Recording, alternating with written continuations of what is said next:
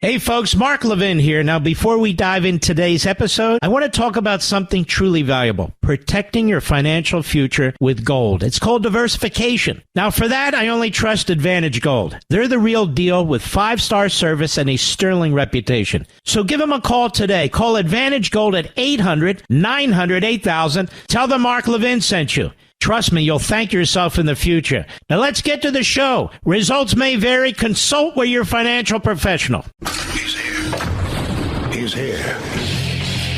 Now, broadcasting from the underground command post, deep in the bowels of a hidden bunker, somewhere under the brick and steel of a nondescript building, we've once again made contact with our leader, Mark Levin.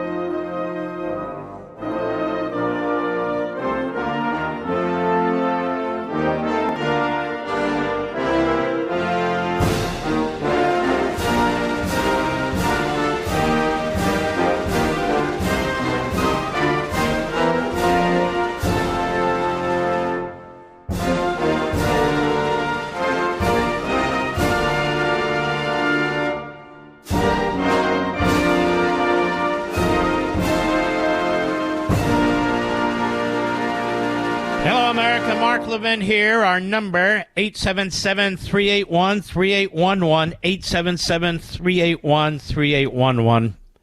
Can somebody tell me anything Harris Biden have done right? Anything they've done that's actually helped the country?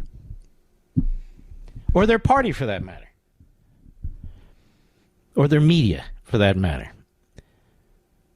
CNBC, the Dow tumbles 1,000 points. S&P 500 posts worst day since 2022 in global market sell-off. In 2022, Harris and Biden were in charge.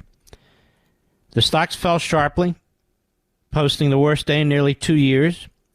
As worries over the health of the U.S. economy sparked a global market sell-off, the Dow dropped 1,033.99 points, 2.6%. The NASDAQ, and why does this matter to you? We'll get to that. The NASDAQ composite lost 3.43% and closed at, number doesn't matter. S&P 500 slid 3%, all in one day. Now keep in mind, that's on top of Friday where they slid too. Fears of a U.S. recession were the main culprit for the global market meltdown after Friday's disappointing July jobs reports. Investors are also concerned the Federal Reserve is behind in cutting interest rates to bolster an economic slowdown. Here's the problem. Did the Republicans spend too much? You bet they did. But the Democrats spent far more. And they did it as the economy was coming out of the pandemic and growing. Jobs were being created. And he dumped this multi-trillion-dollar debt, which they call the Inflation Reduction Act, because they lie. Everything is the opposite of what they say, which was a massive redistribution of wealth to extremist left-wing groups, corporations pushing climate change and all the rest. It's done nothing substantively for our economy. And now we have all this paper money, if you will, following goods and services. And so what happens is stagflation. I don't care how many of these fools talk about recession. It's stagflation. The economy is beginning to show cracks, but it has been. For the average person, it's been cracking for years now. Since Biden stepped in and Harris stepped in, it's no joke. You can hear people talking about it all the time. I go to the grocery store. Every now and then, not often anymore, I go to fast food restaurant. I hear what people are saying. They can't believe it. You can't blame corporate profits. Corporate profits are way off. Way off. And corporations made profits during the Trump administration, too. We never saw anything like this during the Trump administration. Look, Marxist/socialist policies do not work. They do not work. Killing the golden goose means there's no golden eggs. When you wring its neck through taxes and regulations, it doesn't produce for the economy. And constantly talking down the successful people, constantly talking down the market system, constantly attacking capitalism by word and by deed, this is what you get. This is what you get. And it affects, they make it like, oh, if we only tax the rich. Where do you think the rich put their money, for God's sakes? You think there's a fund that only the rich can put their money in and therefore the rest of us are unaffected or affected? It doesn't work that way. And rather than pushing for more success for more people, no. They push for equity. You heard Mumbles. Mumbles. That's right. That's her new name. Mumbles pushing for equity. Equity means nobody can be too successful. We all have to end in the same place. That's what she said. She's such an idiot. That would be Kamala Harris. Anyway, and we have this. So the economy is a big concern. Tell me, what are Kamala Harris's proposals for the economy? I challenge any host on any of these phony TV shows on MSNBC or CNN to call in. What are Kamala Harris's proposals for creating jobs? What are her proposals for getting inflation under control? What are her proposals for growing the economy? What are they? What are they? Go on her website. Show me where they are. They don't exist. She has no proposals for the economy except to choke it to death. Her proposal is what I've been calling the pillow proposal. Take it and smother it. She has no idea, but she's an ideologue. So that's what they fall back on, like Bernie Sanders or AOC or Tlaib. Look, it's bad enough that they're in Congress. We cannot tolerate one of these radical, vapid kooks in the office of the presidency. Nobody can. Black, white, brown, yellow, albino, nobody can. Nobody. So this is the economy. Now, what about the border? The border's a disaster. They've destroyed the economy and they've destroyed the border. They can play game, I'm not the border czar. No, but you are the vice president. Of course you were the border czar, but you are the vice president, right? Right, Kamala? Surprise, surprise, New York Post. Team Biden has halted a program that flies migrants from Cuba, Haiti, Nicaragua. Well, that's how Bernie Sanders pronounces it. He knows his commies. And Venezuela into the United States after the Department of Homeland Security uncovered, ready? Massive fraud by the program's applicants. Say what? Gee, did anyone really think there wouldn't be fraud? This is a program, mind you, that never got congressional authorization and violates laws already on the books, writes the Post. Yet despite the patently obvious likelihood of fraud, Biden and border czar Kamala Harris went ahead with it anyway, flying in nearly 500,000 people since October 2022. And remember, they did it secretly. Now, a review by DHS's Citizenship and Immigration Service, CIS, found that possibly tens of thousands of applicants from migrants' sponsors, quote unquote, contained fraudulent information. The same addresses, for example, used by many of them. Fake Social Security numbers and zip codes, and even the same verbatim answers to questions. You know one of the great horror stories that's not reported on?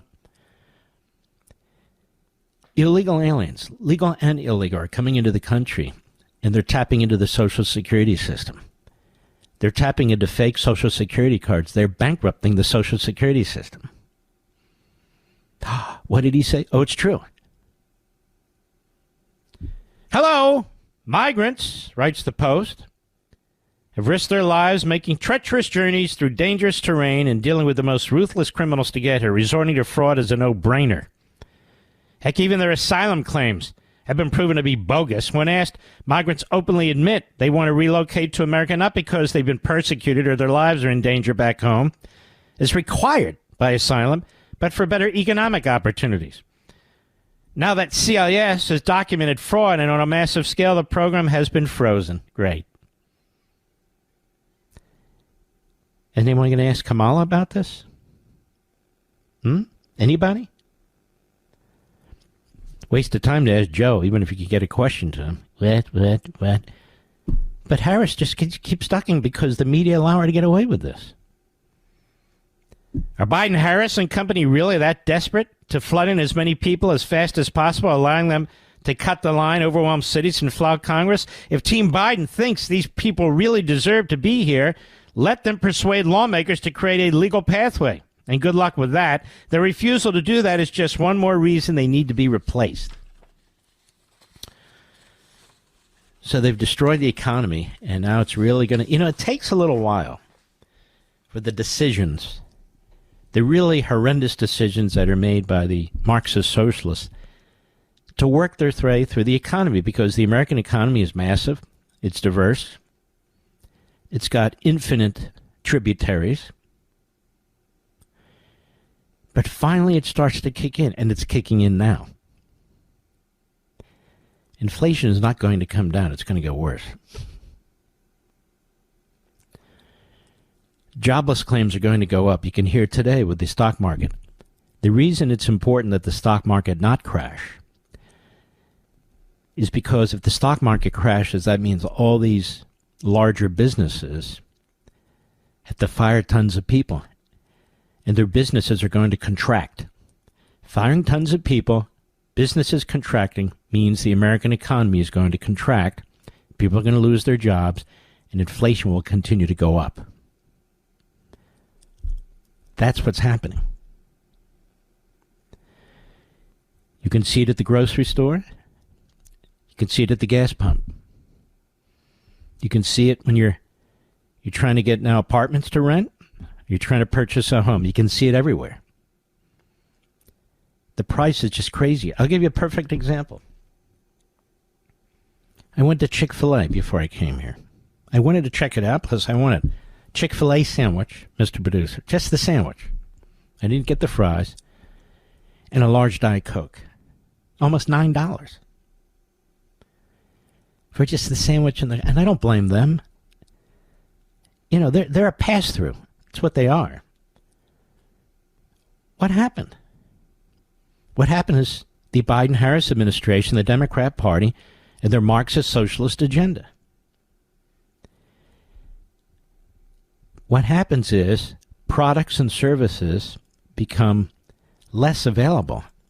Prices go up, and the value of your money goes down. That's what you're facing. That's what's happening. All this talk, well, the Fed was too slow, the Fed needs to be... I understand these monetarists. I'm not necessarily opposed to them. But on the fiscal side, the Congress side, it's a disaster. And the Democrats don't intend to do a damn thing about it. Why? They don't care if the economy crashes. What happens if an economy crashes? All hell breaks loose. What happens when all hell breaks loose? More and more power to the central government. What happened during the pandemic? You lost many of your liberties. Some of them you still haven't gotten back. And they'll throw out things like the 6-foot rule. There was no science behind the 6-foot rule. Wear the paper masks. There was no science behind the paper masks. It didn't matter. Where there was science, like little kids should be able to go to school because they're the least endangered group, and yet they can build immunities to it. What do? They shut down the schools. This isn't science. This is quackery. Quackery. Marxism and socialism is quackery. The problem is it creates impoverishment, kills a lot of people. But it's quackery. And that's why Kamala Harris cackles, Mr. Producer. Quack, quack. I'll be right back. Mark Levin.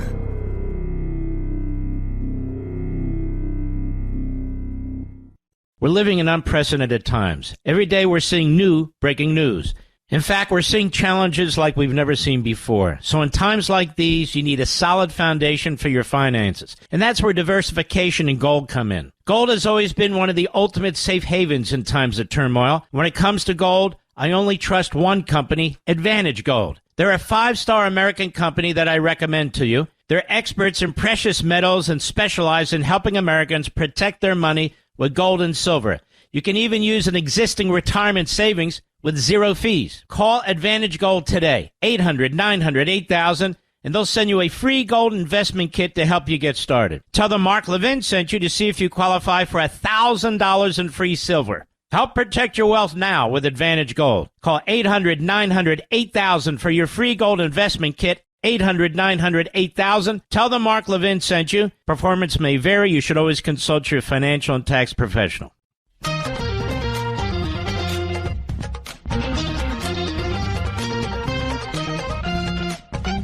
You know, it's amazing that listen to the media, how superficial. You've been hearing that part of Silicon Valley has kind of moved towards Trump. I'm going to tell you why.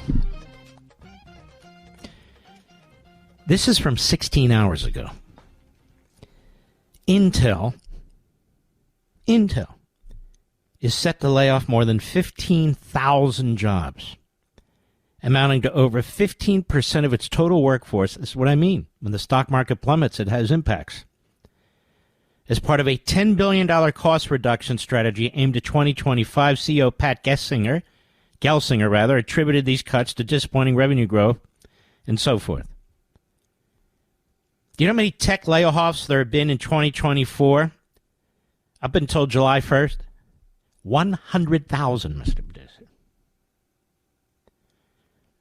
100,000. And think of the impact on these families. And it's not just that. Look at the brain power that's out of the workforce. Look at the brain power we need to take on the communist Chinese, the Islamo-Nazis in Tehran, and all the rest of them. Look at the brain power that's now sidelined. And this is economics by the numbers. When the government's out of control, when centralized government makes decisions, when centralized bureaucrats and politicians are regulating the economy, when they keep saying that they deserve more money to redistribute so their power gets stronger as opposed to the private sector, this is what you get, economic dislocation. It happens every damn time. Of course, the media, they're economic illiterates or they're economic ideologues. So they will never explain it to you the way I'm explaining it to you. You've got to hate the rich. I don't hate any. Why should I hate the rich? What have they done to me? Nothing. Nothing. I hate the politicians who create nothing, develop nothing, and steal from everybody. So Intel is going to cut 15,000 jobs. Its stock has dropped 20%. And Kamala Harris is blaming Donald Trump. Now, do you really want somebody who's that much of an idiot, who's that much of a superficial political hack? She has no plan out there. I'll tell you why. To grow the economy, you have to embrace capitalism. To create jobs, you have to embrace capitalism. To bring down inflation, take authority from government to create debt, you have to embrace capitalism. Success, merit, things that the Democrats hate. And so they throw out a myriad of arguments, propaganda, to shield their own ideology and their own actions. Oh, it's corporate profits. Oh, it's the rich. Oh, it's Trump. No, it's you. It's you dumb bastards destroying a perfectly fine economy. Oh, this has just begun. We've been talking about this for years now. It's been chipping away. We've been seeing it. We've talked about it, and here it is. I'll be right back.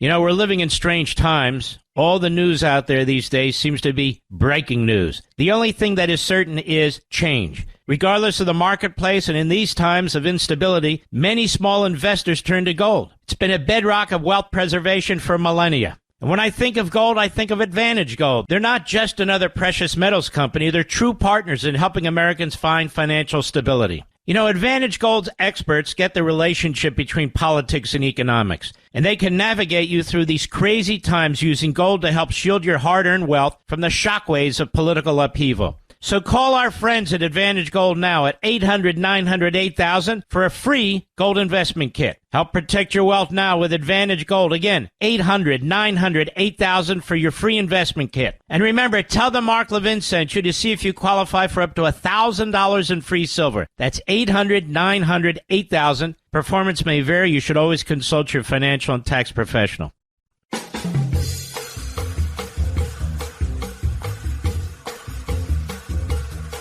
Breaking news. Reuters. Several U.S. soldiers wounded in a rocket attack against the U.S. military airbase Ain al-Assad in Iraq. Let me repeat. America was attacked moments ago at our own military base in Iraq. This is Iran.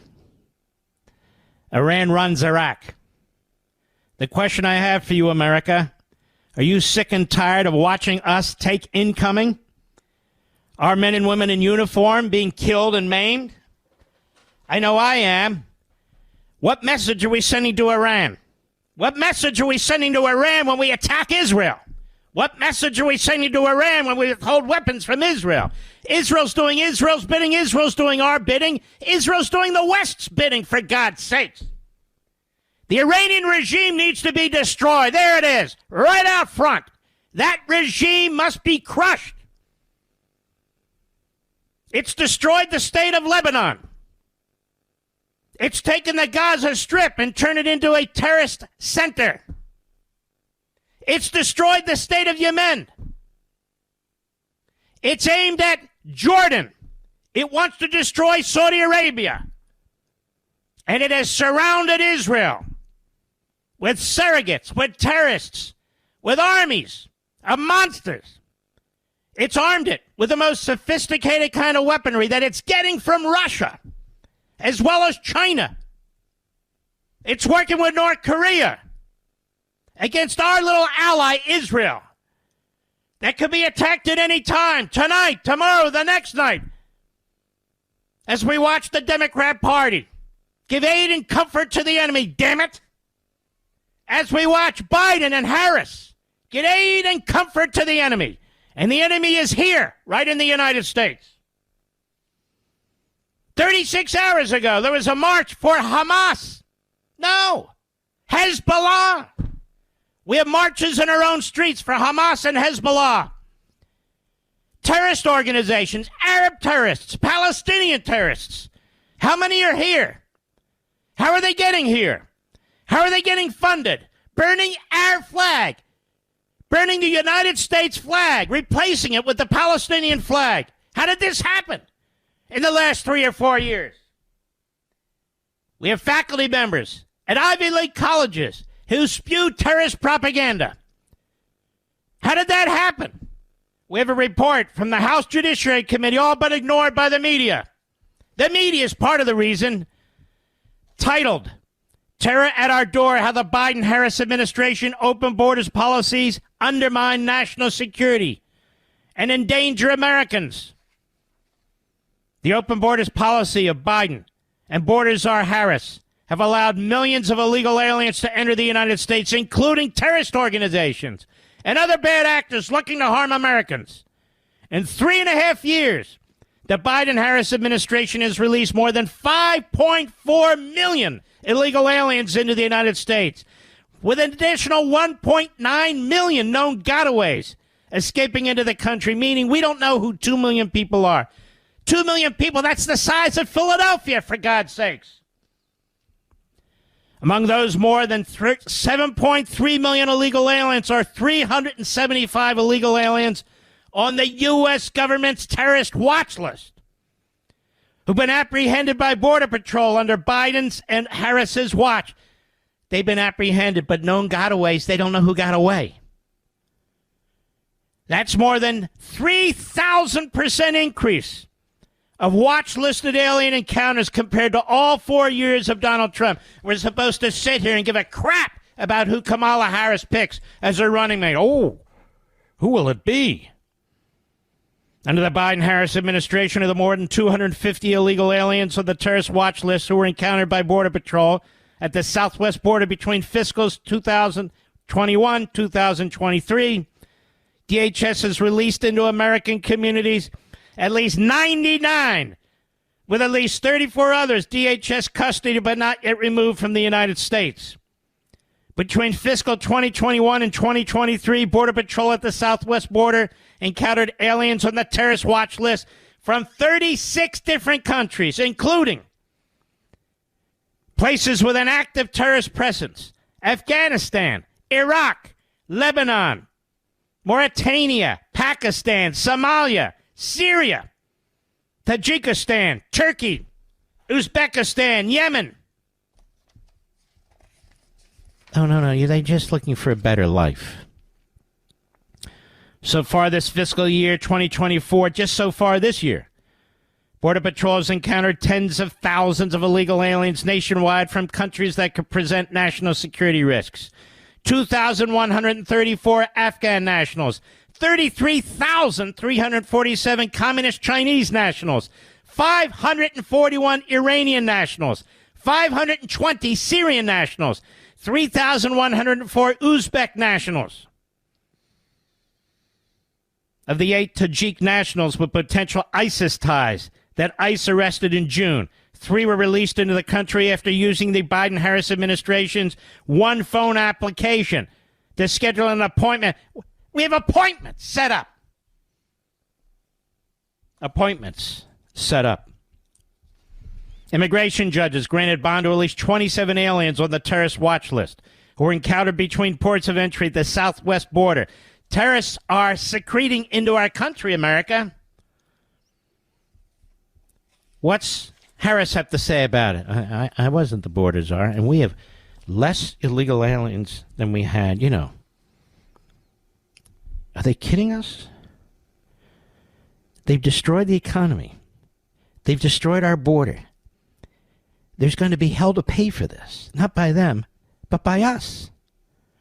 The consequences of what's taken place will not be fully felt immediately. The plotting, the scheming, the strategizing against us and our country. We see it in the streets. You say to yourself, who the hell are these people? Who the hell are these people in our streets with the swastikas, with the burning of the American flag, with the Palestinian flags, supporting Hezbollah and Hamas? Who the hell are these people? How the hell did they get there? Well, now you know. It is an affirmative policy of Joe Biden and Kamala Harris to let these people into our country. It's not an accident. It's purposeful. Did we learn nothing from 9/11? Nothing? All the anniversaries, all the deaths, all the destruction, all the memories. Have we learned nothing? Apparently, Biden and Harris have learned nothing. As a matter of fact, it is she, in an infamous video that we played the audio of right on this program, it is she who has said, really in the same paragraph, not to use the words radical Islamist terrorism. And then she said, do not use the words illegal alien. When you have mashed potatoes for a brain, and this is your priority, who can use what words? When your priority is identity politics, and the hell with protecting your own country. This woman shouldn't even be vice president, let alone running for president of the United States. I understand why the media are doing the biggest snow job since Castro said he was a small d Democrat. I understand why the media are doing the biggest snow job since they covered for Stalin in 1932 when he was slaughtering Ukrainians. I understand that the media are doing the biggest snow job since they covered up for the Third Damn Reich. I got it. I understand that the media are doing the biggest snow job since they used Hamas figures, Hamas propaganda, Hamas talking points against our friends and allies, the state of Israel. I got it. And the same media that lied to you and me day in and day out about Joe Biden's mental capacity. The same media who are now protecting Kamala Harris and her mental capacity and her radical extremist agenda. The same media. The George Stephanopoulos who treat our friend Byron Donalds, who will be on Hour 3, with utter disrespect and contempt. Don't tell me that interview wasn't racist. That's right, little Georgie. With the population of Democrat radical hacks in our media. Don't tell me that these people care about the United States of America. If they cared about the United States of America, they wouldn't be who they are and they wouldn't say what they say. They're terrorists roaming around in this country. They're roaming around in this country right now. There's not another country on the face of the earth that has an open border. Not one, except ours. Why is that? Folks, you could ask this to a sixth grader and they would tell you why. This is purposeful. The destruction of the United States of America, the destruction of our institutions, the Marxist, Islamist, racist efforts that are underway. They're tearing this country apart and turning it inside out. That's why I have no time for fat slobs like Chris Christie. None. Who showed up against you? You know this, Mr. Producer? The Cape Cod or Cape May sperm whale. The Cape May sperm whale is back. Trying to even scores, you know. He's a putz. He's a nothing. He's a loser. He said, Donald Trump won't debate her because he's a coward or something that... Hey, fat ass. May I call him fat ass? You know, the word ass, I was told by Pastor Hagee the other day at the Kufi event. Ass is in the Bible. Did you know that, Mr. Producer? But the word fat just is a modifier. So that fat ass, that's right, it's in the Bible. Go check it. My own pastor. I call Pastor Hagee my pastor. I love the man. Love him. Check it out. There he is all over TV. They have to have a wide-angle lens, you know, that's the special camera for him. What is he doing? Trying to get Kamala Harris, like, why? Because he's a punk. And this punk has never accepted a single invitation to come on this program. Not one. He'll go to my buddy Hugh Hewitt's program, and, you know, Hugh Hewitt is one of my buddies. He's a rhino. He admits it. It's okay. They're rhinos. We need their votes, too. He's a good man, but he is a rhino. He'll tell you that himself. Good man, but rhino. Nonetheless, he's another one, like Kamala Harris. He'll only go where he's wanted. He'll only go and speak where they're clapping seals with the spittle popping out of their nostrils. That's right. Come here. Come here, Chris. Waddle over here. I even gave this man an honorary award. I gave him an FU award, a Fatties United award. Now, I have to admit, I withdrew it a few months ago, didn't I, Mr. Producer? Because he won't show up. I want to give it to him over the mic in person. But there he is. Country's gone to hell. Terrorists are coming across the border. People are struggling because of the decisions of a centralized Politburo. We call it the Democrat Party. Our media has more in common with Pravda and Al Jazeera and state-run media than it does with anything the framers of the Constitution had in mind. The Democrat Party is not a normal political party. It's a normal autocratic party. Seeks to destroy the levers of power that stand in its way, like the Constitution. And by the way, I noticed there's like 20, maybe 20, of the worst kind of Republics. You would hate every damn one of them. They've endorsed Kamala Harris, so the media is running with it. The media know this is a ridiculous list. The media know it's 20 people. There are tens of millions of Republicans, but these 20 people... The media know they're working with the campaign to make it like, oh, look at all these Republicans flipping. It's not all these Republicans flipping. In fact, the Republicans are more united than ever before. Last time I saw this was with Reagan. I'll be right back. Mark Levin.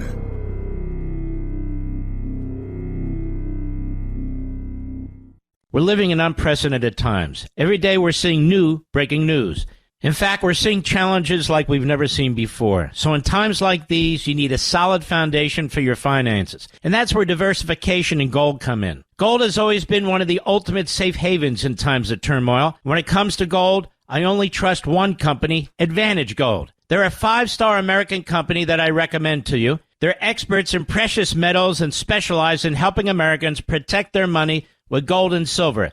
You can even use an existing retirement savings with zero fees. Call Advantage Gold today, 800-900-8000, and they'll send you a free gold investment kit to help you get started. Tell them Mark Levin sent you to see if you qualify for $1,000 in free silver. Help protect your wealth now with Advantage Gold. Call 800-900-8000 for your free gold investment kit, 800-900-8000. Tell them Mark Levin sent you. Performance may vary. You should always consult your financial and tax professional.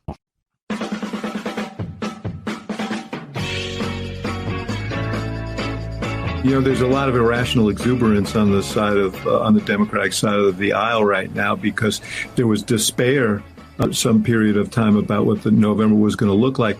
Now people feel like there's a chance, but it is absolutely Trump's race to lose right now. He is ahead, and he is ahead in most of the battleground states. They're close. They could be won by either candidate, but there is a lot to be determined in the next 90 whatever days, 96 or whatever it is left. Yeah, I think it's a wide open race, but Trump has the advantage right now, and everybody should be sober about that on the Democratic. And that's David Axelrod. He's actually the most sober of the analysts. You want to know the truth? Doesn't mean I like him. Just saying he is what he is.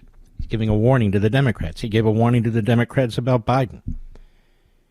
For the Democrat left-wing side, he's the most honest, I think, or certainly one of them. You know, he's not like an MSNBC host, or Jake Tapper, or Wolf Blitzer, or Dana Bash, or the other reindeer over there on the Constipated News Network. Let me put it to you this way, quickly.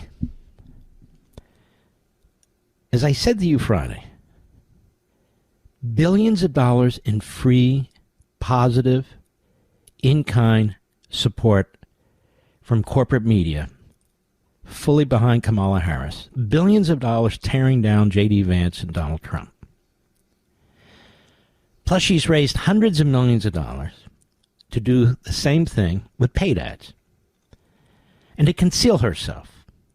It's the Candidate Protection Program. The Candidate Protection Program. But with all of this, she's no runaway candidate here. She's not way ahead in the popular vote, killing Trump in one of these battleground states. The best she can do is get close or a little above or a little behind. With all of this behind her back, Mr. Producer, trying to push her. There's no juggernaut. Do you see any juggernaut?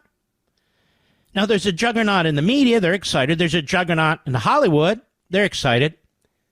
We're not sleeping with each other's wives. You know how it is out there. But that said, there's no juggernaut. If the Trump people run a careful campaign, focused campaign, stick to the policies, stick to the records, his record and their record, and keep pounding away,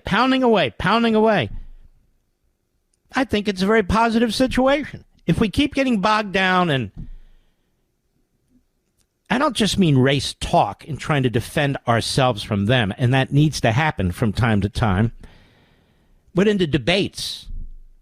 You should see all the people sending me stuff about, she's really Indian, she's not. What do I care? I don't care. For God's sakes, she's a Marxist socialist. It doesn't matter. And let me tell you a little secret. It doesn't get her any votes either. Doesn't get her any votes either. The identity politics is their game. It's not our game. Our game is to reach out to people as people. Donald Trump has an outstanding record. I talked about it on Fox over the week. He has an outstanding record in the black community. You don't need to get into identity, but you can talk in defense of yourself, and in taking the case against Harris on policy, compare the two records. Donald Trump has a better record in the black community than Obama did. Barack Obama. Did you know that? A better record in the black community than Biden and Harris did. So run on it. Expose it. This segment of the podcast is exclusively sponsored by Pure Talk. Pure Talk offers great coverage and can save your family money on your wireless bill every single month. Go to puretalk.com to find the plan that's right for you. Thank you again for listening, and thank you so much for this sponsorship, Pure Talk. He's here. He's here. Now, broadcasting from the underground command post, deep in the bowels of a hidden bunker, somewhere under the brick and steel of a nondescript building, we've once again made contact with our leader, Mark Levin. Hello, America. Mark Levin here. Our number, 877-381-3811, 877-381-3811. Well, tell me, America, how much private economic experience does Joe Biden have? Absolutely none. He never worked in the private sector. How about Kamala Harris? Absolutely none. She never worked in the private sector.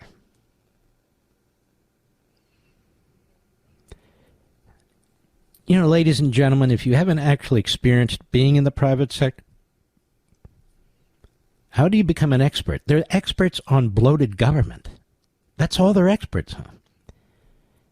Taking resources out of the hands of the private sector for the government, for power, to redistribute, to create voting constituencies, to group people into economic categories, racial categories, you name it.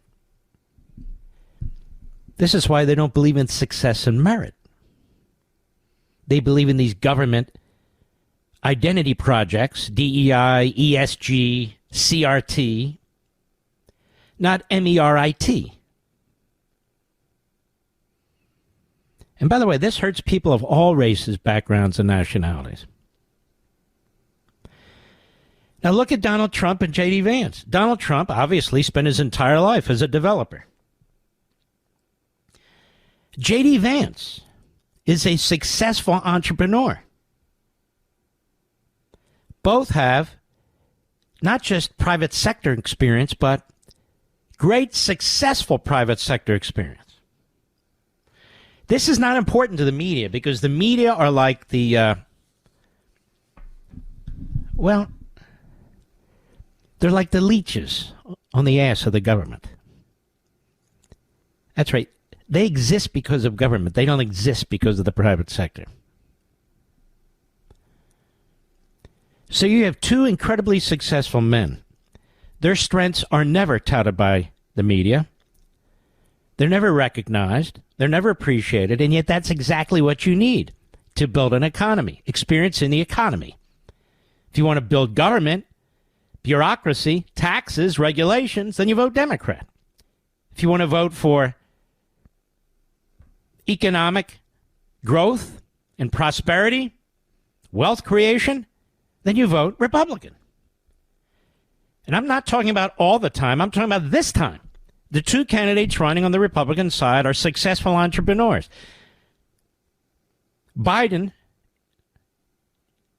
has never even been in the private sector. He gets money from government, and not just our government, from foreign governments. Kamala Harris, she's never been in the private sector. All of her experience is climbing the ladder one way or another and getting power, which she fritters away, which she uses for her own personal advancement. But there's been nothing profoundly important or impactful in a positive way in any of the offices that she's held. She doesn't know how to run an economy, quote unquote. She doesn't know what's best for the economy. She'll be getting advice from political operatives, pollsters, not real economists. The economy's tanking. Not tanking for rich people, tanking for everybody else. And it's been tanking. It's been tanking since Donald Trump left office. He had to rebuild the economy after the pandemic. That's exactly what he was doing. How did he do it? It's not a national secret. You've got to slash taxes and slash regulations and allow the golden goose to breathe so she can create golden eggs. That's the way it works. It's not hard. But there's this ideological element in the Democrat Party. As I tell you, American Marxism. That's who she is. That's Kamala. She doesn't have any proposal. Somebody will finally slap one together. In the last over 2 weeks, she hasn't slapped anything together. What about the Middle East? Let me be as blunt as I know how. She, in part, is responsible for what's about to take place in the Middle East. The things that she said, her conduct over 2 weeks ago, when Netanyahu came to Washington, D.C., her very public effort to undermine him, to smear him. And then, after she meets with him, they're smiling, shake hands. When he leaves, to stab him in the back. This is watched very carefully by the Islamo-Nazis in the Middle East. Very, very carefully. And so what did Hezbollah do? It fired right on a soccer field and slaughtered 12 Israelis, who were Druze, but 12 Israelis. And the Israelis fought back, and then Joe Biden leaks. There's a brilliant article by Ruth Baum at JNS, the Jewish News Service. Brilliant article. And she talks about these high-level generals, some of whom are now cabinet members, and how they are leaking illegally confidential discussions that the war cabinet's having or discussions with Biden and so forth for the purpose of undermining their commander-in-chief, the prime minister. And she says it is extraordinarily difficult in Israel to get these clearances at the highest level. There are lie detectors, there are interviews of interviews. Yet these people are doing exactly this. And she said, well, why aren't there lie detectors now? I can tell you this. Their equivalent of the Secretary of Defense, this guy Gallant, he's a disgusting disgrace. He's Biden's man on the inside of the war cabinet. And there's others, too. Imagine trying to run your country. You're surrounded by the enemy. You're trying to develop strategies and plans to deal with them.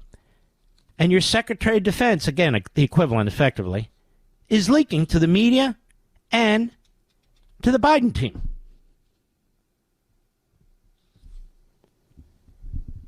It's really quite horrendous. There's going to be a major war in the Middle East, by all accounts. And 3.5 years ago, there was peace.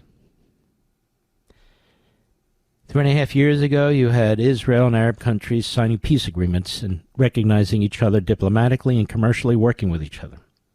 Next in line was Saudi Arabia. Then in comes the Biden administration. Hamas was receiving no money from UNRWA, the UN, that is really Hamas, because Donald Trump cut them off. Cut them off. The Palestinian Authority, the old PLO, was getting no money from the United States. Trump cut them off because they're slaughtering people, and they still are. Trump put incredible sanctions on Iran, was driving them to their knees economically. The Islamo-Nazis who run the place in Tehran, they were worried about a popular uprising. There were several popular uprisings. There was even one not long ago under Harris-Biden when they murdered a 16-year-old girl because she wouldn't put a scarf over her head. Probably molested, tortured, murdered. And the people who rose up in Iran were mostly women, young women, and they beat them and beat them and beat them down with no effective response from our government. You might remember the people of Iran rose up and almost overthrew that government when Obama was president. He waited 10 days to even say anything. We literally have a Democrat Party that is a special pleader for the Islamo-Nazi regime in Tehran, for a fundamentalist, Islamist, genocidal regime. And they've never been held to account. They've never had to explain exactly what they're doing. We have an administration, the Harris-Biden, Biden-Harris administration, that has individuals who are providing detailed information and communications with the foreign minister of Iran through back channels. And so they dehumanize Netanyahu the way they dehumanize Trump or anybody else they don't like. They dehumanize Clarence Thomas. The whole kit and caboodle. Can you imagine a 1-hour interview with me and Kamala Harris? I'd be very respectful. It'll never happen. Or somebody who really can be trusted to press points, like Kamala Harris. Doesn't have to be Republican or conservative. She won't do it. Lester Holt is hardly a brutal questioner. He's a classy guy, I think. Happens to be African American. And he asked her a few basic questions, and she couldn't answer him. Couldn't answer why you hadn't gone to the border. I ain't been to Europe either. I mean, this is who she is. This is what she says. So the campaign and the media know they have to hide her. Not from Trump. They're hiding her from you and me. They're hiding her from the voters. Because if the voters learn more about her, people who aren't really focused on politics, just like they learned more about Biden after the debate, they want nothing to do with her. So now we're all standing back like we're dealing with a royal family. Oh, they're going to pick a vice president. Like the royal family. So one of the royals is going to get married. Oh, look at this. Carnate. It's the damnedest thing. Gives a crap who she picks. This whole thing is undemocratic. This whole thing is totalitarian. From the way they've done this, knocking off the real true nominee of their party before they can get to the convention, installing the vice president, who probably was involved in this coup because she benefited from it, who was lying to the American people about how brilliant Biden was and she wouldn't trigger the 25th Amendment. She's rewarded without any challenge whatsoever. No open convention of any kind. They have virtual votes on the nomination for a Democrat nominee for president. So it doesn't even get to the floor of the convention to even have a discussion. And now she's out there. She's going to pick her vice presidential running mate. You ever seen anything like this in your life? Media, perfectly fine. But when we come back, I want to point something out to you that I touched on last week. I touched on it, Mr. Producer. And there's Jamie Raskin during a speech yesterday. I'm touching on something with you. It was brought up 12 to 18 months ago by Eric Holder, who's doing all the vetting, by the way, for these vice presidential would-be candidates at Kamala Harris's request. Eric Holder and his law firm. Perfect. But I want to clue you in on something. I will be the first to tell you about this, as I've been the first to tell you about all these efforts to take our Constitution and use it, abuse it, destroy it, in service to these American Marxists, led by Jamie Raskin, another coward, just like Chris Christie, who won't come on this program. Doesn't want to be challenged. I'll be right back. Mark Levin.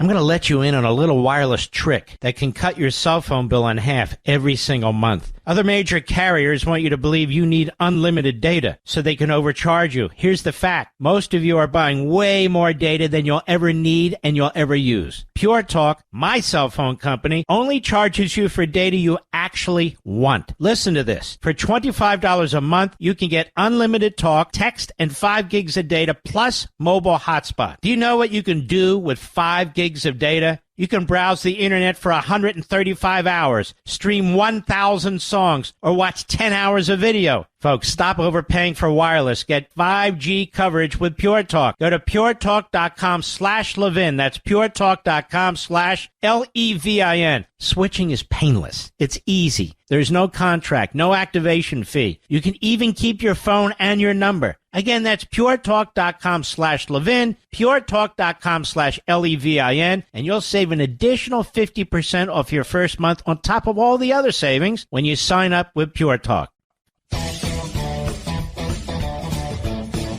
Jamie Raskin is, he's a Marxist. Pretends to be a constitutionalist. That's what they do, you know. I told you, like George Orwell talked about their use of democracy. The most reprehensible genocidal machines claim that regimes claim they're democracies. Jamie Raskin claims he's a constitutional professor. And notice he's in on every effort to overthrow elections, to overthrow governments that he disagrees with. He was on the January 6th committee. He's a disgusting little bastard. With a Soviet mentality, his father was a big Stalin fan, even though they denied he was, and I can prove it. But Jamie won't come on with me, so I can tell him to his face, if you will, virtually. Everything's virtual.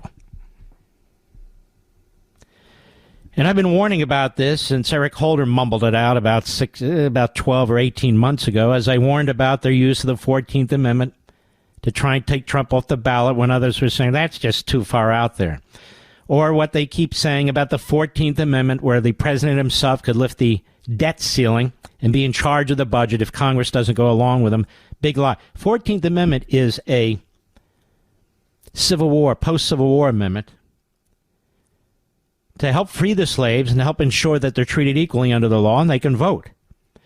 But the Democrat Party, which of course was in charge of slavery and segregation and the Confederacy and all the rest, the Marxist Democrat Party has used it in a different way. Now, I want you to listen to this very carefully. You've heard it here first.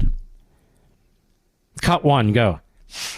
What can be put into the Constitution can slip away from you very quickly. And the greatest example going on right now before our very eyes is Section 3 of the 14th Amendment, which they're just disappearing with a magic wand, as if it doesn't exist, even though it could not be clearer what it's stating. And so, they want to kick it to Congress, so it's going to be up to us on January 6, 2025, to tell the rampaging Trump mobs that he's disqualified. And then we need bodyguards for everybody in Civil War conditions, all because the 9 justices, not all of them, but these justices who have not many cases to look at every year, not that much work to do, a huge staff, great protection, simply do not want to do their job and interpret what the great 14th Amendment means. You see, ladies and gentlemen, he doesn't know anything about the 14th Amendment. He's an ignoramus. Absolute ignoramus. But it doesn't matter. He's a Marxist. Now, this is not a word salad. You just have to break it down. It's insane. And, of course, Chris Christie won't comment on it.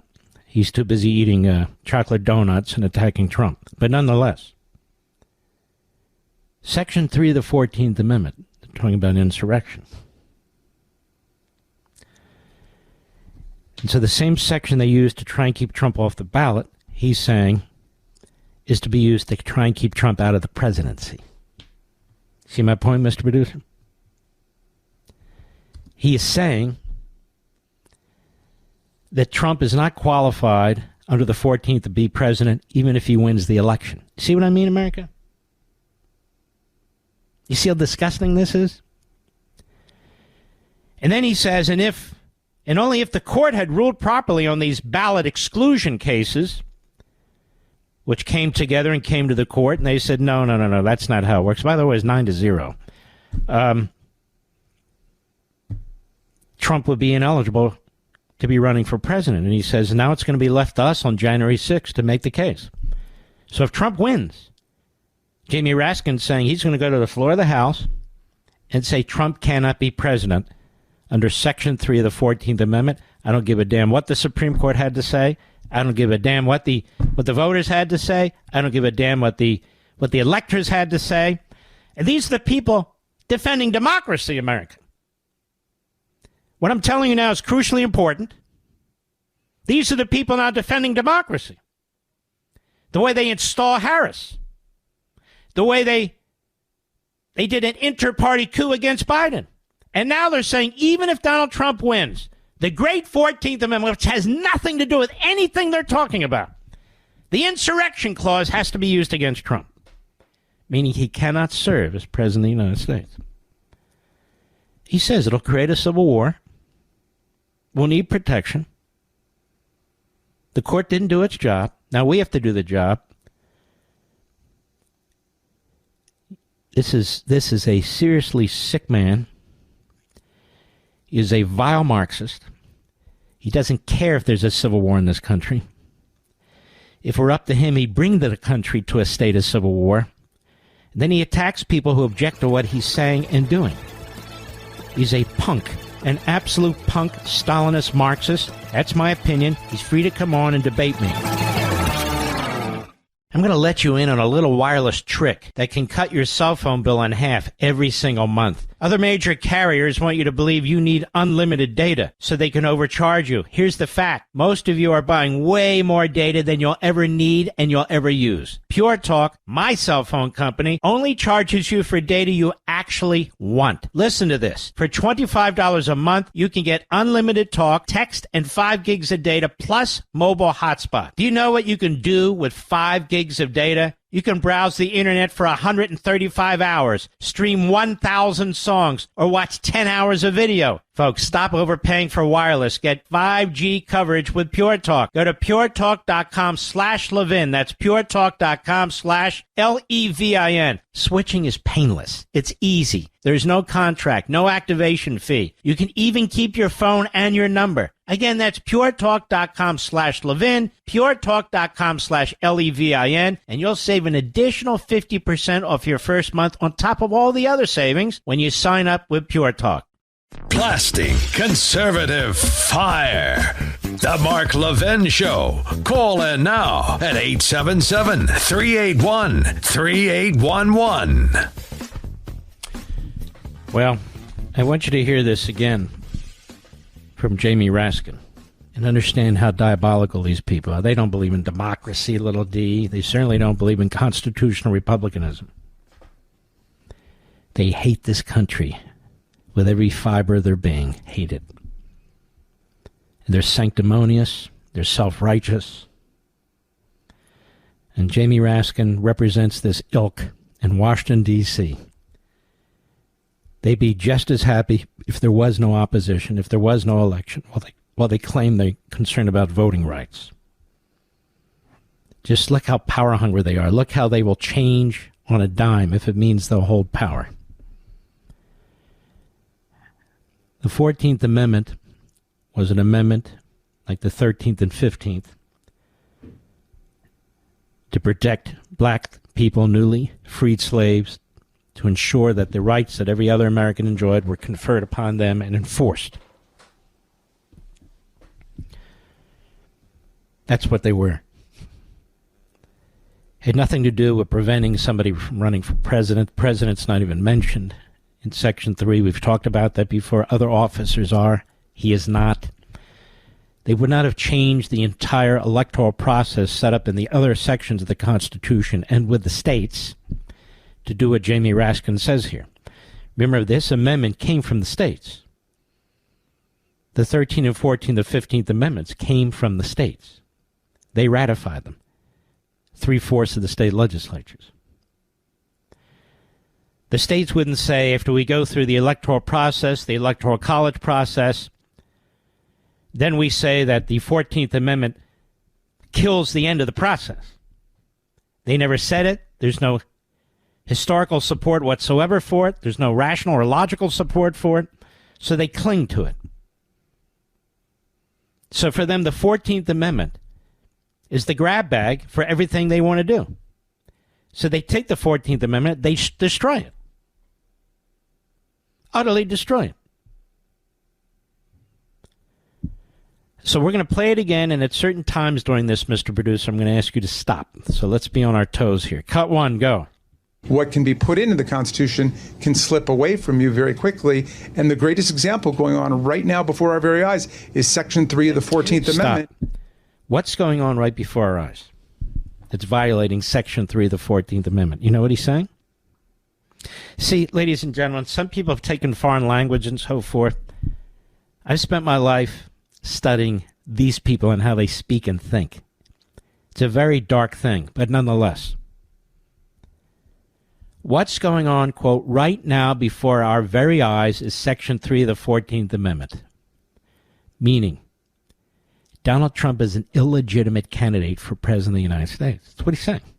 He's illegitimate. Because of the insurrection language. And yet, of course, we all know Trump was never charged with insurrection, but he's telling you now what he plans to do. And then they talk about us being divisive. Us. when they keep coming up with plots to change our election system to ensure their victory, when they keep coming up with plots to sabotage our Constitution, when they keep coming up with plots that are dishonest, that are part of their counter-revolution to the American Revolution. They keep coming up with one plot after another, and they use the Constitution, and they use liberty to destroy the Constitution and destroy liberty. So right there, he is saying what's right now before our very eyes is Section 3 of the 14th Amendment. And what he's saying is, I can interpret this for you, that Donald Trump is an illegitimate presidential candidate. And later he'll go on, and you'll hear it, the Supreme Court got it wrong on the ballot issue. He should never have been on any ballot. So now it's left to us in Congress on January 6th to fix this. That's the insurrection. He's the insurrectionist. The Democrats that follow this are the insurrectionists. The media that follow this are the insurrectionists. He just told you what he's planning to do. He just told you what he's planning to do. And the only person on the planet, let alone in broadcasting, who's challenging this right now is me, because I know what they're up to. Go ahead. Which they're just disappearing with a magic wand, as if it doesn't exist, even though it could not be clearer what it's stating. And listen, so, he's saying, look, I read this, the Section 3 of the 14th Amendment. It's clear what it means and says. And I'm the final arbiter. Me, the great Jamie Raskin. It's clear that the court got it wrong, that the Republicans got it wrong, that their convention got it wrong. Everybody got it wrong. But I, Jamie Raskin, I got it right. It's clear what it means. He's an illegitimate candidate, he's saying. Can't run under the 14th Amendment. And if he wins, he's an illegitimate elected president, and he cannot be seated. What he's also saying there, ladies and gentlemen, is that should, God willing, Donald Trump win, he will spend the rest of his time, those 4 years, Raskin and his comrades, trying to destroy Trump and his presidency. That's what he's telling you. So this is the new propaganda you're going to hear. That if Trump wins, he loses. That if they win, they win.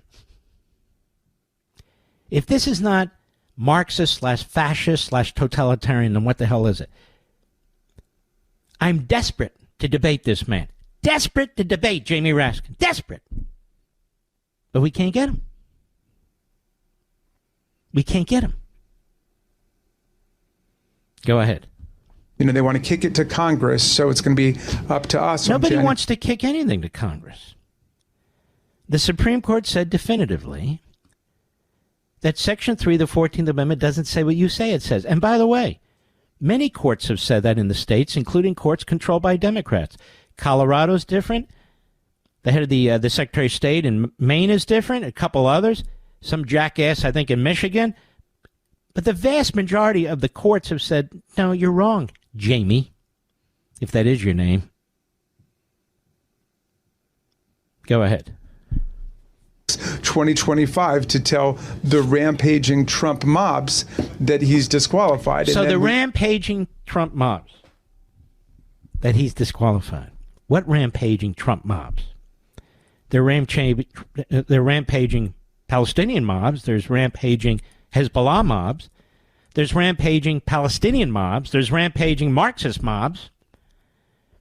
And how do you have rampaging mobs before you say he's disqualified? The guy doesn't even think right. He's an idiot. You want to know the truth? He's a dumb bastard. That's what he is. The rampaging mobs. We don't want to tell the rampaging mobs that he's disqualified. You mean you're going to create rampaging mobs by saying he's disqualified after this election when the Supreme Court... And this is why they hate the court. This is why they have attacked the Supreme Court. If the court is not like a Putin court, if the court isn't filled with Jamie Raskin justices who rubber stamp what Jamie Raskin wants, and you can replace Jamie Raskin, you can replace him with Schumer, Hakeem Jeffries, Biden, Harris.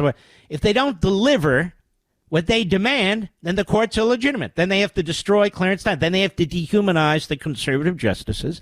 And then, of course, their hitman, the Attorney General, Meritless Garland, he has to make sure that the justices aren't actually protected by arresting the people who are trying to intimidate them. So this is what's going on right now. Right now, the effort to dismantle the Supreme Court. Folks, this is why the Constitution set up with an amendment process. The framers knew that there would be reckless, vile, poisonous factions.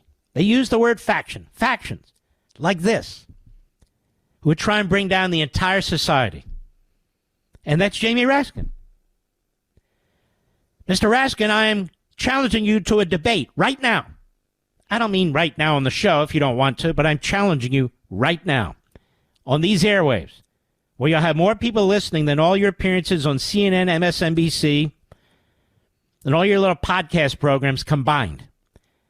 And you'll reach an audience that you don't normally reach. And you can show that audience how brilliant you are. You can show that audience how persuasive you are. You can show that audience that you should substitute your thinking for everybody else.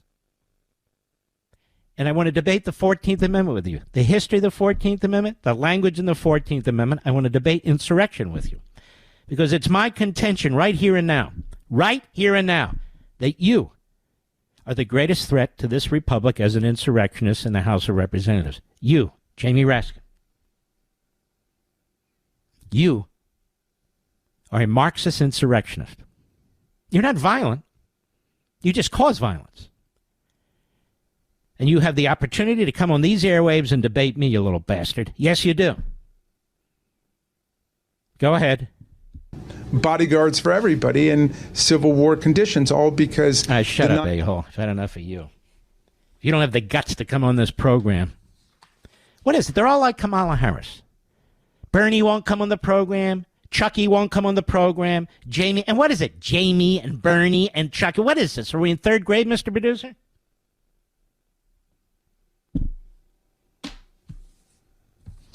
Cowards. Frauds. Phonies. Like George Stephanopoulos. What a punk. We're going to have the great Byron Donalds on this program in hour 3. I love it when these self-aggrandizing, wealthy, white people are telling black people what to say about race. Don't you love that, Mr. Producer? It's unbelievable. This guy who's a hatchet man, this guy who went after the women who were telling the truth about Bill Clinton, how the hell does he wind up a major host on ABC News? Well, that's the point, isn't it? How does this little lout, this little puke, get such a position?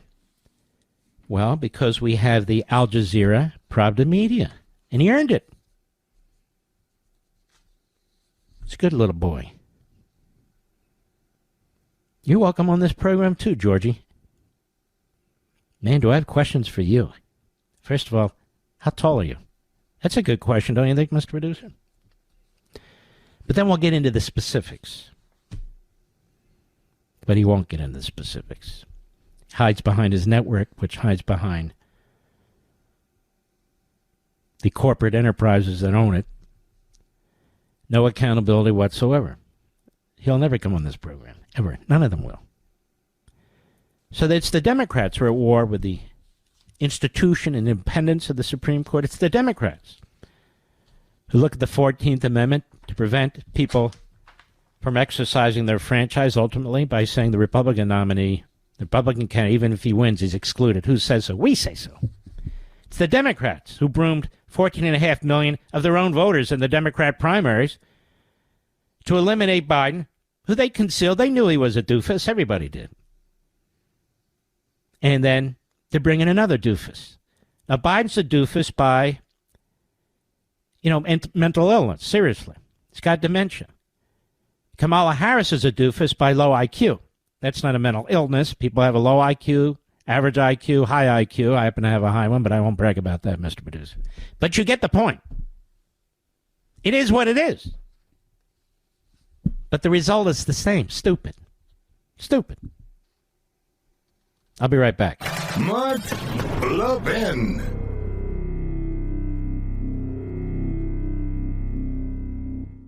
I'm going to let you in on a little wireless trick that can cut your cell phone bill in half every single month. Other major carriers want you to believe you need unlimited data so they can overcharge you. Here's the fact. Most of you are buying way more data than you'll ever need and you'll ever use. Pure Talk, my cell phone company, only charges you for data you actually want. Listen to this. For $25 a month, you can get unlimited talk, text, and 5 gigs of data plus mobile hotspot. Do you know what you can do with 5 gigs of data? You can browse the internet for 135 hours, stream 1,000 songs, or watch 10 hours of video. Folks, stop overpaying for wireless. Get 5G coverage with Pure Talk. Go to puretalk.com/Levin. That's puretalk.com/Levin. Switching is painless. It's easy. There's no contract, no activation fee. You can even keep your phone and your number. Again, that's puretalk.com/Levin, puretalk.com/Levin, and you'll save an additional 50% off your first month on top of all the other savings when you sign up with Pure Talk.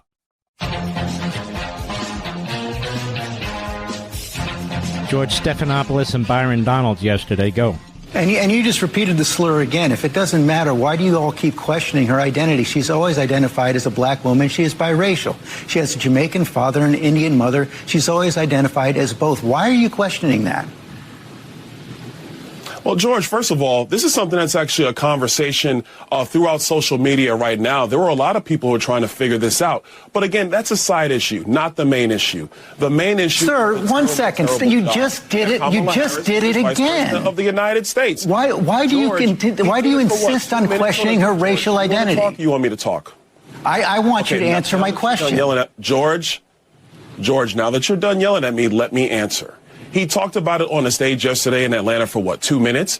He spent more than 35, 40 minutes going after her record, talking about how radical of a senator that she was. She was the most liberal senator in the United States, in the United States Senate. That is a fact. He talked about the job that she did as vice president of the United States, a job, I will add, which has been a failure for the American people. I know you guys like to glom on to this that he talks about in jest or in a serious manner for about a minute or so, but what you do not cover is the litany of failures of Kamala Harris. That's what you're not covering, George. So questioning somebody's racial identity for a couple minutes is okay? George, I'm going to tell you again, he brought it up. AP is the one that wrote the headline when she first came in to the United States Senate. Didn't talk about her being black, talked about her being the first Indian American senator. AP brought that up. I mean, George, we could have this conversation for the entire... And Byron will be here in the third hour, but here's the point. To me, the Democrats always bring up race and sex. Always. The first this and the first that, except when it comes to conservatives and Republicans who are black, or Indian, or Hispanic, or Asian, or what have you. So what's the rule here for George Stephanopoulos and ABC News? What is the rule? My own view is let's get on with the substance because she will get slaughtered politically. But there is a very fair question here. Talks about bringing it up. Why are you questioning her, he says.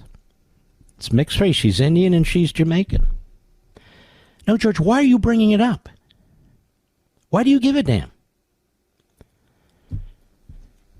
And your party, you worked for Bill Clinton. Bill Clinton's mentor was Orville Forbes. Orville Forbes of Arkansas. Maybe not as well known as George Wallace these days, but Orville Forbes famously was blocking the schoolhouse door to prevent black kids from going to school with white kids. And it was Dwight Eisenhower who sent the United States military down there to make sure those kids could get to that school. That was your boss, you little bastard. How come you never mentioned that? I'll be right back.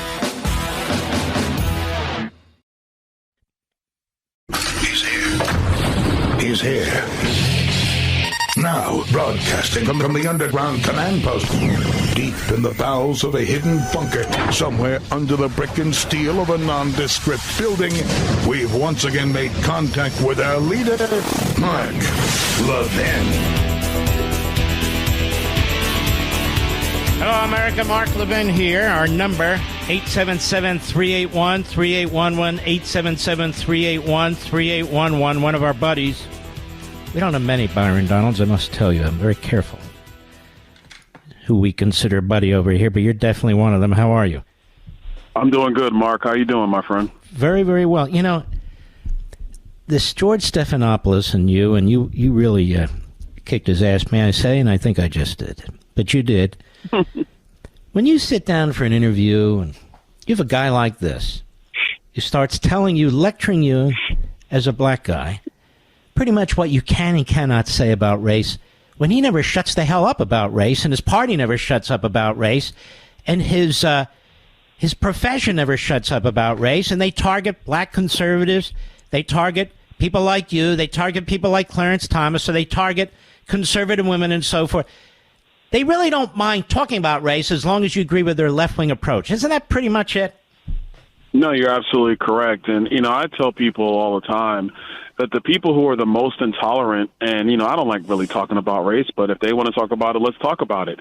The most intolerant of them all are these white liberals, because they're the ones who have it in their worldview that it is not possible for you, depending on the color of your skin or depending on your gender, to be able to have a different political viewpoint than they, outside of what they already have for you. And that's what's really destructive. So, Stephanopoulos, I went back and watched a video of it because I'm sitting in a remote truck and I couldn't see him. And I'm looking at the audio, the video, and I'm like, why is this guy looking so angry? And it's really because I'm challenging what he, for most of his adult life or all of his adult life, has thought. And what's happening under the radar, under, the media and the major parties, is that you do have black voters and Hispanic voters who are starting to think differently about their politics. And it's scary to them. And so this is how they react. And they do this groupthink. And they do it based on identity politics. And they've been doing it for decades. Every presidential election, a Republican has to deal with this, a Republican candidate. It's not just Trump, but especially Trump. And so when you probably said, I got to deal with this, and you deal with it, Then they get offended. It's like, what are you talking about? What are you talking about? Wait a minute. You're doing this identity politics. Let's talk about it. She's this, she's not that. How dare you talk about that? In other words, how dare you question them about it? Did he discuss many of the substantive policy issues? Did he discuss Kamala Harris's radicalism and her flip-flops? Did he get into any of that with you? No, he didn't want to. He only wanted to talk about her identity and January 6th. And like Mark, we could talk about those things, but those aren't the issues that are really challenging the American people on a day in, day out basis. People see the stock market, but it's bigger than the stock market. It's the fact that inflation has destroyed the purchasing power of the American people, especially poor Americans in our country. It's the massive open borders. Mark, you've talked about it. It's the fact that Joe Biden, Kamala Harris, and this administration, they have defied the Supreme Court. They defy the rule of law, but they want to lecture about who's going to be a dictator on day one. And we all see what's happening across the globe right now. This has been the very worst administration. And Kamala Harris, she's to the left of Joe Biden. So don't assume that because she's running around and all she's talking about is she wants to move forward and not going back. She has a very radical ideology, and she has a very radical set of policies that they don't want to talk about. They just want to talk about race. They want to talk about abortion. They want to gaslight, and they want to deflect. And what they're hoping on is that enough Americans decide to say, oh, well, maybe this voting for history thing is going to be okay. When in reality, what we need is a strong leader who has a vision for this country, and that man's Donald Trump. It's amazing. They keep bringing up January 6th. He was part of an administration, Bill Clinton, that literally gave clemency to FALN terrorists. Yep. They gave clemency to FALN terrorists. Terrorists, real terrorists, who attacked the Capitol building with guns. Excuse me. In this particular case, they shot cops and so forth. So they gave FAL, and it was at the 11th hour, and then he points a finger at you talking about January 6th. Isn't it amazing? But this, Mark, I'm going to tell you, man, all they want to do is deflect and distract. Meanwhile, it's 15 days since Kamala Harris was basically turned into Cleopatra in front of our eyes.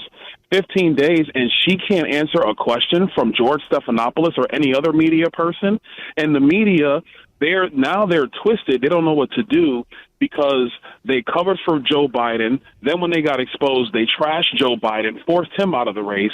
And now they have Kamala Harris, and now they're trying to do the same protection racket for her, basically setting up this facade that she's the second coming of Barack Obama, when the truth is she's a very radical, progressive Democrat who doesn't have good policy ideas for our country. So, we could talk about these other issues, but the facts remain. If Kamala Harris gets 4 years, we're going to be steeped into World War III. I have no doubt about that. And also, our economy is going to continue to stagnate. People are going to continue to fall behind. And then what is she going to do then? Come out and give us a word salad? If she comes and speaks to us at all, that's not the type of leadership our country needs. I want to clarify, just to be accurate here. On August 11, 1999, Clinton commuted the sentence of 16 members of the FALN, a Puerto Rican paramilitary organization that set off 120 bombs in the United States, mostly in New York and Chicago. There were convictions for conspiracy to commit robbery, bomb-making, sedition, as well as firearms and explosive violations. The 16 were convicted of conspiracy and sedition, sentenced with terms ranging from 35 to 105 years in prison. Clinton offered clemency on the condition that the prisoners renounce violence. Well, they already committed violence. And so this is a guy who was a member of that administration. And he talks about sedition. It just amazes me how the media, with all their Democrats, rewrite history. It's just appalling to me. Now, a guy like Stephanopoulos will attack Clarence Thomas till he's blue in the face. That is till Stephanopoulos is. And they're picking on the man because he's black. Let's be honest with it. They don't pick on Sotomayor, who's the most corrupt member of the Supreme Court, with her book deal, with the fact that she didn't recuse herself when it involved her own publisher, with the fact that she used Supreme Court staff to shake down organizations and libraries and others to buy more of her books. I mean, it's explicit. And they never mention her. Isn't that amazing, too? But anyway, I get the point. Here's the thing. She is in the candidate protection program. She is being protected by the Praetorian Guard media. They want to do for her what they did for Joe Biden. You think it'll work? Or do you think the people will get to find out what they're actually voting for or against? The only reason why I don't think it's going to work with her is because there's just too many videos out there, Mark, of not just the terrible policy positions, but the cackling and the crazy word salads, like she didn't do her homework, so she's just throwing words out there to sound intelligent, but she actually didn't say anything. And at the same time, we're in this situation in our country where people are just fed up. People are really fed up around America because this is the Biden-Harris administration. She was there with Joe Biden. She said she was the last one in the room when Joe Biden made the decision with her to withdraw from Afghanistan, and 13 of our soldiers were killed. She's the last one in the room when the intel reports were showing Vladimir Putin amassing his troops on the Ukrainian border, and they did nothing. They did absolutely nothing until Putin already invaded. She was right there. So for the American people, what's Kamala Harris going to do when you have a hot war between Israel and Iran, and then you have this continuation of this war between Russia and Ukraine? Is she going to come in there and broker peace? I don't think so. And who that puts at risk are young men and women in our military, some of whom are already en route to the Middle East because of the disaster of Joe Biden and Kamala Harris. That's what really matters. I think that's what the American people are thinking of. Look at the situation that was there when Trump left the Middle East. I mean, it was calm, calmer than I can ever remember. And diplomacy and commercial relations with 5 Arab countries. Saudi Arabia was next in line. These guys come in. Iran was dead. And they breathe life into Iran. They fund their treasury. They build up their military. The opposition there is quelled. And they're funding. And now Israel is literally surrounded. And what do? As of 2 weeks ago, they're trashing Netanyahu publicly, and the enemy sees this. Have you ever seen insanity like this before? No, I haven't. And what's worse is not only did they trash Netanyahu's speech, She's the presiding officer for the United States Senate. She didn't even have, frankly, the respect for Israel, our greatest ally in the region, to be there and greet him at the airport when he landed, or be in the chamber of the House of Representatives when he spoke. We never seen anything like this before. What did she do? Some weak photo op? And Mark, we're talking about Kamala Harris, obviously, because she's the one that they've anointed. All the things that we've talked about in this segment, we haven't even talked about the border. The border is still a massive catastrophe. And there are millions and millions of people that are going to have to be deported, because it's not just the fact that they're depressing wages for low-skilled workers in the United States. They're also taking resources away from young kids. These are the illegal alien children who are in our public schools, and they're taking resources from poor kids in our public schools who are trying to catch up from the fact that the Democrats and the AFT unions kept poor kids out of classrooms using COVID-19 as an excuse. All of this is the Democrat crazy agenda that Kamala Harris isn't going to reverse course. She's going to continue. All right. I know you had to take time out of your schedule. You have another event scheduled, and I want to thank you. You're really terrific, and we appreciate it. Keep it up, brother. Thank you, Mark. Take it easy, my friend. You too. He's a great guy, great wife, great kids, just a great guy altogether. We'll be right back. Mark Levin.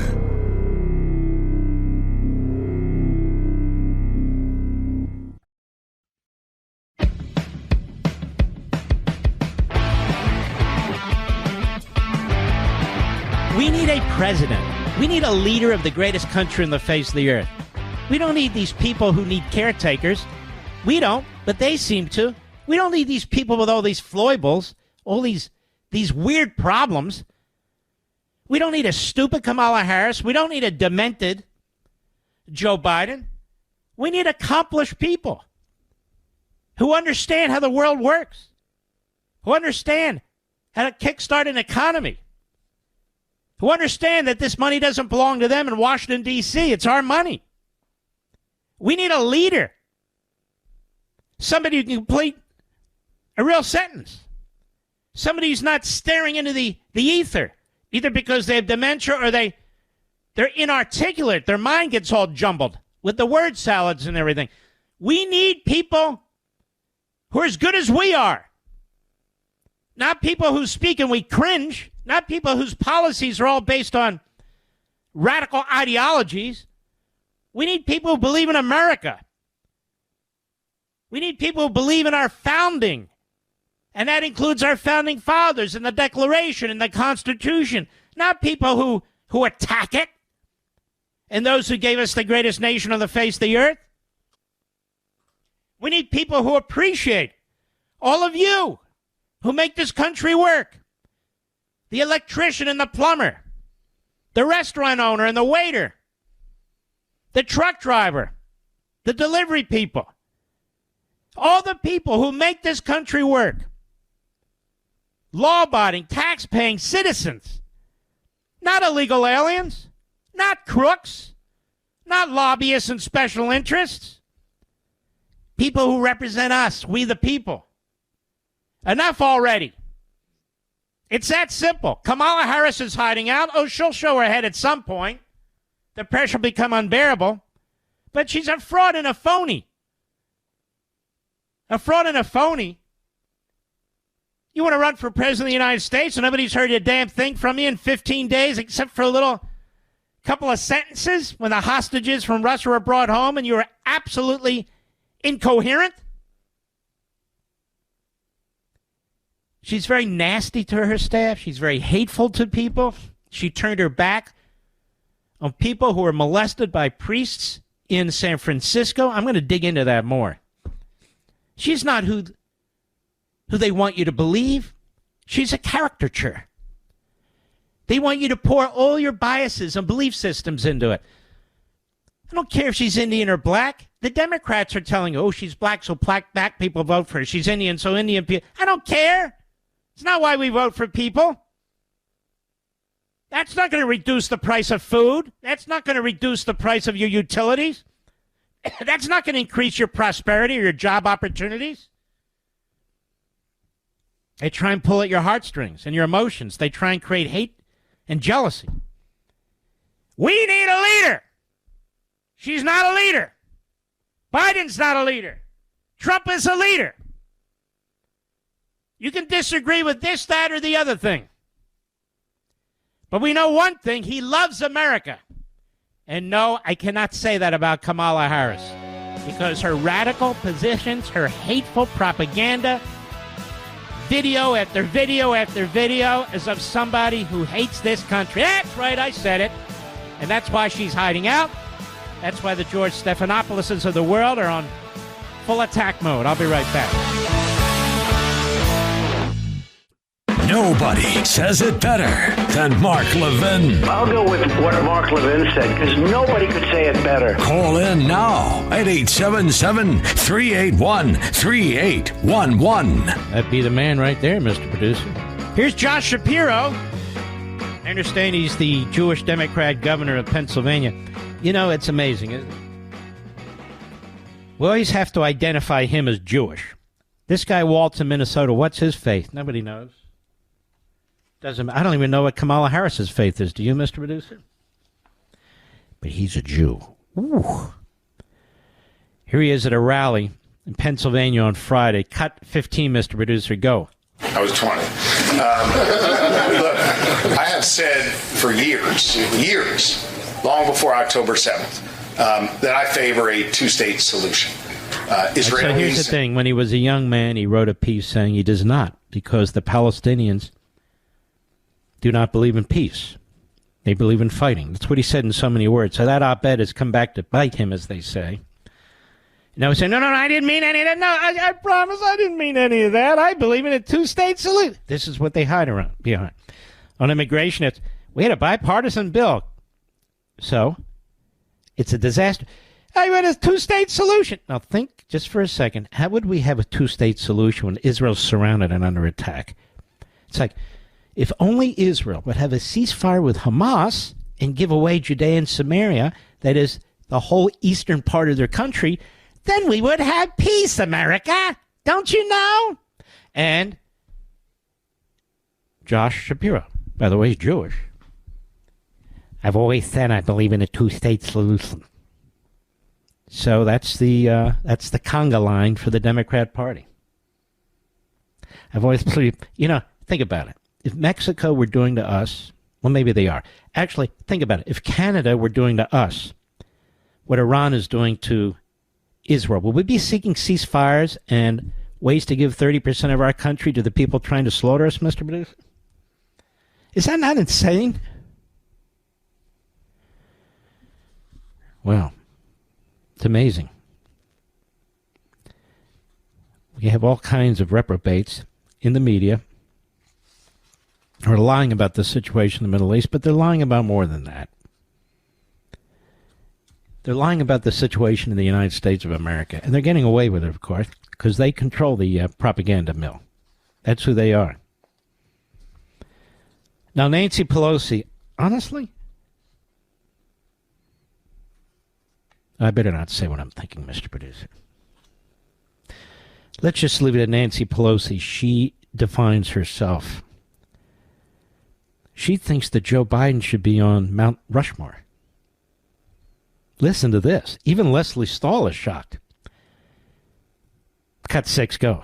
She mentioned his many accomplishments, including his forceful leadership of the NATO summit with other Western heads of state. So he was in a good place to make whatever decision, the top of his game. Such a consequential president of the United States, a Mount Rushmore kind of president of the United States. Want to know what comes next. That he belongs up there on Mount Rushmore. Lincoln and Joe Biden. But you got Teddy Roosevelt up there, and he's wonderful. I don't say take him down. You've got Lincoln, you've got Washington, Jefferson, and Teddy Roosevelt, and everybody knows Biden should be in there. Oh, yeah. Oh, yeah. Absolutely.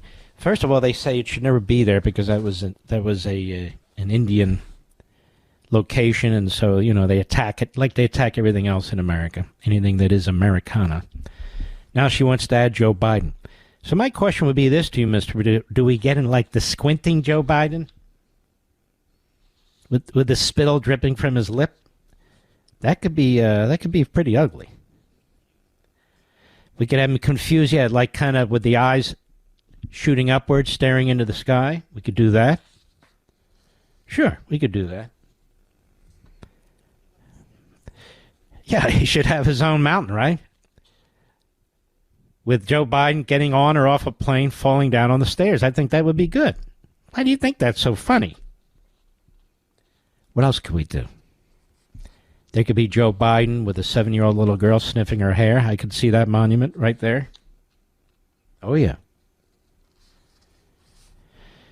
Or the good old Joe Biden. He could be there with the segregationists and the racists. He could be standing in a schoolhouse door trying to prevent little black kids from going to school with little white kids. I think that would be the best one, don't you, Rich? Oh, yeah. Do a whole mountainside like that. That works. Or you could do one like with a padded room. That might be harder to chisel that into the mountain. I got another one. We could have Joe Biden in his garage, sitting in his Corvette with a box of classified information. That'd be pretty cool, don't you think? I think so. Or an earnest Joe Biden. You can see him right now, sitting in class at a desk, looking over the shoulder of a student, stealing the information off of a test. You know, plagiarizing. That's Joe Biden. Or he could be at that, remember he was a, what do you call him? A lifeguard. Remember that in the projects? Sitting there, corn pop. So you could have him there, or the little kid saying, "Hey, the hair on your legs are sticky," you know, something like that. Yeah, we could literally have a monument of Joe Biden in every state. And I say that we have Nancy Pelosi. We'll put her in charge, the chairman of the Joe Biden Memorial Project. I think she'd be great at that. Nothing else, but I think she'd be great at that. And in every state in the union, we could have a Joe Biden memorial. I think it'd be very cool, actually. Add him to Mount Vernon. Why waste? He's bigger than Lincoln. He's bigger than Washington. He's bigger than Jefferson. Yes, she's such a nut. Then there's Sherrod Brown. It's Sherrod Brown, but you know. Sherrod Brown, another Marxist socialist. Yeah, I'm Sherrod Brown. Guy looks like he never takes a shower, never combs his hair. Looks like he got his suit out of some old Soviet vault or something. Kind of hunched over as he walks around. He thinks he's Columbo. He's actually a dimwit, but he's a radical leftist, and he tries to fool the people of Ohio every election year. That is every 6 years. So he's on CNN, and will he at least campaign with Kamala Harris? Ask Manu Raju. Okay, go. You backed much of the Harris-Biden agenda, so how hard is that going to be to run that far ahead of the top of the ticket? As you know, and as I've said, I'm not a pundit, I'm not a commentator. I don't think of politics as left or right. I think of it as... Oh, come on, you jerk. They lie so easily. They lie. It's unbelievable. You know, I don't think of politics or left or right. Yes, you do. You're a leftist kook. Now he's a middle-of-the-road. It amazes me how these people transform every election cycle. Like that fat slob in Montana. Tester. All of a sudden, he's a middle-of-the-road or moderate when he votes hard left every damn time. You can go right down the list with these. Casey in Pennsylvania. Hard left. People don't even know what his voice sounds like. Now he's a moderate. You know, yeah. Go ahead. Ohioans know I've been on their side. Will you campaign with Kamala Harris if she comes here? I have not. I mean, I have not. I've got my own schedule. Uh-oh. I've got my own schedule. After he's mumbling like Harris herself. In other words, he desperately supports her. But Ohio is really a center-right state when people understand the different candidates and the issues that are on the board. And so it's his job to try and confuse the public as much as he possibly can. You know, Mr. Producer, I get criticized for doing people's voices. Did you know that? Yes. People do my voice all the time. Look, I know. I'm no Frank Sinatra here. My favorite singer, by the way. I'm no Frank Sinatra here. But this guy's no Frank Sinatra either, let me tell you. Sounds like he has a jelly bean stuck in his throat. Go ahead. her own schedule. I will focus on my race. My strategy is perhaps different from hers, talking about the differences. All right, that's enough. There you go. He doesn't want to run with her. By the way, Bernie Moreno in Ohio is a fantastic candidate. We supported him in the primary. Bernie Moreno will be a fantastic senator. Donald Trump has endorsed him as well. And we endorsed him in the primary. Bernie Moreno, Moreno. Be a great senator. And get rid of this guy. I'll be right back. Mark Levin.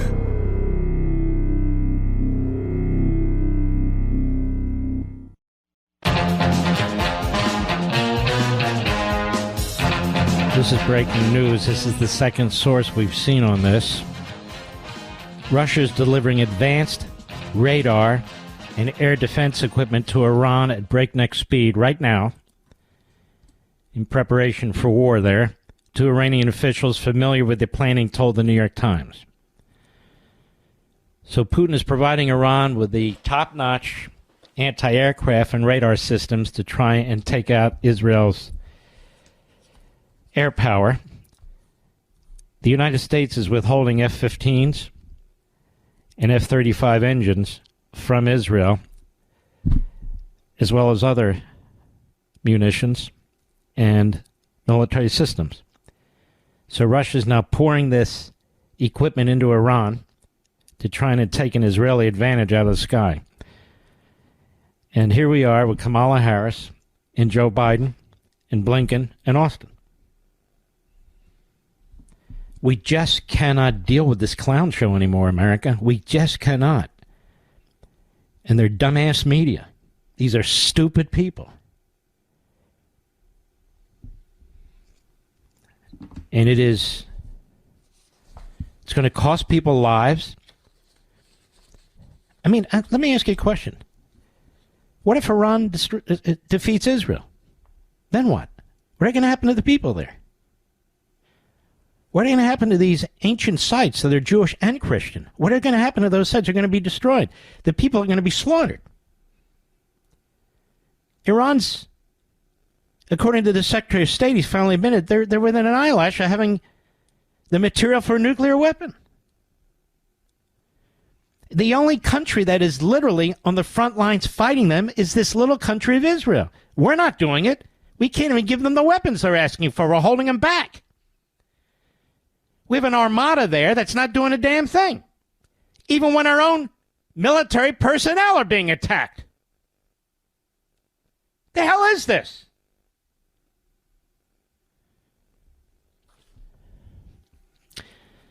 We can't get Donald Trump in there fast enough, and this is why I cannot stand people like Chris Christie, a-holes like this, because they're personally upset or offended.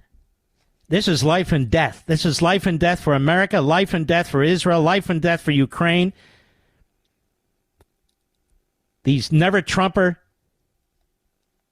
lowlives. These Democrat Party frauds, these media propagandists, look what they're doing to our country. Whoever thought after October 7th Hamas would be considered the victim, Israel would be considered the oppressor? Whoever thought after October 7th that Iran would be able to surround Israel and that the United States would be holding key military equipment from Israel that's already been approved by Congress? Who would have thought of this? So it's a packed Monday. We've covered the country, we've covered the planet. And we've gone deep. We've exposed Jamie Raskin for being the insurrectionist, Marxist, Stalinist that he is, in my humble opinion. We will continue to expose Kamala Harris as a complete fraud, phony, and reprobate who's trying to hide from her own record. She's not hiding from Trump and the Republicans. She's hiding from the American people. And she's getting the help of the same corrupt media that Biden did. And Israel is really facing down destruction. And it's going to have to fight back. And Iran is being armed by Russia. And we are withholding equipment from Israel. I mean, there should be people in the streets over this. I want to salute all you wonderful, great patriots. God bless you all, and I'll see you tomorrow.